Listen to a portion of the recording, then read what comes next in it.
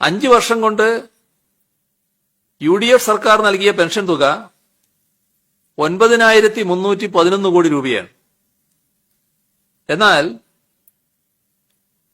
ഈ മാസം വരെ 2020 നവംബർ വരെ ഈ സർക്കാർ സാമൂഹ്യ സുരക്ഷാ പെൻഷനായി മാത്രം നൽകിയത് 27,417 കോടി രൂപയാണ്. ക്ഷേമനിധി ബോർഡുകൾ വഴിയുള്ള പെൻഷനുണ്ട്, അത് 3099 കോടി രൂപ ഇതിന് വേറെയാണ്, ഇതിന് പുറമെയാണ്, അതും നൽകിയിട്ടുണ്ട്. അങ്ങനെ ആകെ നോക്കിയാൽ 30,515 കോടി 91 ലക്ഷം രൂപ ക്ഷേമ പെൻഷനുകളായി LDF സർക്കാർ ഈ നവംബർ വരെ 2016 മുതലുള്ള കാലെടുത്താൽ നൽകിയിട്ടുണ്ട്. ഇനി പരിശോധിക്കേണ്ട കാര്യം, കേന്ദ്ര ഗവൺമെന്റ് സഹായം കൊണ്ടാണ് ക്ഷേമ പെൻഷനുകൾ മൊത്തം കൊടുക്കുന്നത് എന്ന പ്രചരണത്തിന്റെ യഥാർത്ഥ വശമാണ്. കേന്ദ്ര സർക്കാരിന്റെ NSAP പദ്ധതിയുണ്ട്. ആ പദ്ധതി പ്രകാരം 14,90,000 പേർക്ക് 300 രൂപ മുതൽ 500 രൂപ വരെ പെൻഷനായി നൽകുന്നുണ്ട്. ആ തുക ഒഴിച്ചാൽ ഇവർക്ക് ലഭിക്കേണ്ട 900 മുതൽ 1100 വരെയുള്ള സംഖ്യ സംസ്ഥാന സർക്കാരാണ് നൽകുന്നത്. കേന്ദ്ര സർക്കാരിന്റെ യാതൊരു സഹായവുമില്ലാതെയാണ് 37,50,000 പേർക്കുള്ള പെൻഷൻ സംസ്ഥാന ഗവൺമെന്റ് വിതരണം ചെയ്യുന്നത്. അപ്പൊ ഈ കേന്ദ്രത്തിന്റെ വകയാണ് ഇതെല്ലാം എന്ന് പ്രചരിപ്പിക്കുന്നവർ കാണേണ്ട ഒരു വസ്തുത, 37,50,000 പേർക്ക് പെൻഷൻ പൂർണ്ണമായി നൽകുന്നത് സംസ്ഥാന സർക്കാർ തന്നെ. 14,90,000 പേർക്കാണ് കേന്ദ്രത്തിന്റെ വിഹിതമുള്ളത്. അത് 300 രൂപ മുതൽ 500 രൂപ വരെയുണ്ട്.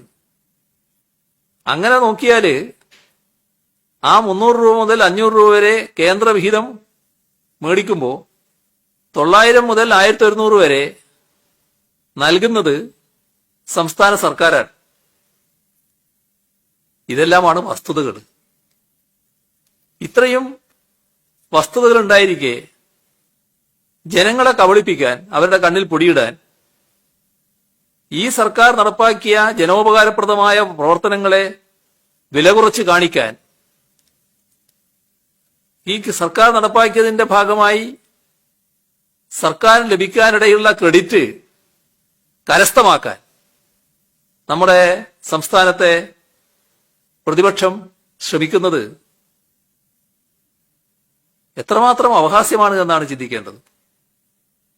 സത്യസന്ധതയോടെ, നട്ടെല്ലുയർത്തി, ആത്മവിശ്വാസത്തോടെ പൊതുസമൂഹത്തെ അഭിമുഖീകരിക്കാനാകാത്ത വിധം അവരുടെ രാഷ്ട്രീയം മലീമസമായി മാറിയിരിക്കുകയാണ്. അതുകൊണ്ടാണ് അത്തരം കാര്യങ്ങളൊന്നും പറയാനില്ലാത്തപ്പോ നുണകളിൽ പ്രതീക്ഷ അർപ്പിക്കുന്ന ദയനീയമായ കാഴ്ച നാം കാണുന്നത്. ക്ഷേമ പെൻഷനുകൾ ഒരു കുടിശ്ശികയും ഇല്ലാതെ കൈപ്പറ്റിയ 60 ലക്ഷത്തിൽ പരം ആളുകളാണ് നമ്മുടെ കേരളത്തിലുള്ളത്. അവർക്ക് സത്യം എന്താണെന്നറിയാം. കണ്ണടച്ച് ഇരുട്ടാക്കാൻ സാധിക്കില്ല. ഇത് ഈ അസത്യം പ്രചരിപ്പിക്കുന്നവര് വൈകാതെ തിരിച്ചറിയാൻ പോവുകയാണ്. എട്ടുകാലി മമ്മൂഞ്ഞുമാരെ മനസ്സിലാക്കാനുള്ള ശേഷി കേരളത്തിലെ ജനങ്ങൾക്കില്ല എന്ന് ധരിച്ചു പോകരുത് എന്ന് മാത്രമേ ഇത്തരക്കാരോട് പറയാനുള്ളൂ.